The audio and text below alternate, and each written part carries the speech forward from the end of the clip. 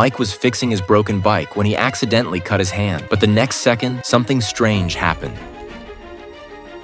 Mike suddenly realized that he might have developed superpowers. To test it out, he went to his mom. After a quick test, he discovered that he was immune to pain, and his body naturally had a sort of armor-like defense. Soon enough, the school bully came looking for trouble again, but this time Mike didn't back down. Instead, he kept taunting him, saying, "If you're a man, hit me." The bully, unable to resist, threw a punch.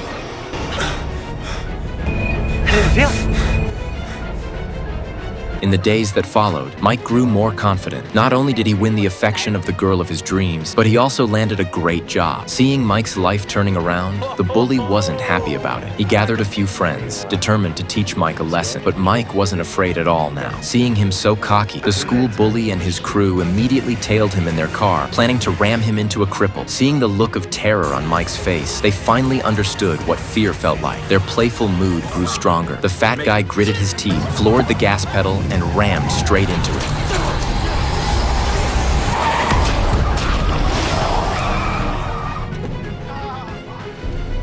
When the group finally came to, they were horrified by the sight of the fat guy. His face was covered in blood, and it looked like he'd been crushed by something, dying from the impact with the airbag. Meanwhile, Mike, who had been hit, was completely unharmed. This made the others quickly realize something was off. In a panic, they fled the scene. Soon after, the police arrived at the bully's house to ask what had happened. Although they could tell something wasn't right, the bully, wanting to avoid responsibility, claimed that the fat guy had accidentally hit the emergency brake, causing him to be killed by the airbag. After this incident, Mike's life remained calm for a while, but it wasn't the end. The bully and his gang still held a grudge and wanted to get revenge for the fat guy. So they started keeping watch outside Mike's house. When they saw his mother leave, they took action. They chained the house to a ceiling beam with an iron chain, then attached the other end to a pickup truck. As the truck started, the house began to shake violently. They were filled with twisted joy, shouting insults like "freak," "die," as they watched the destruction unfold. What they didn't know was that it wasn't Mike who had left the house earlier. It was his mother. Mike was inside at that moment. Their actions caused a gas leak in the house, which eventually led to a deadly explosion.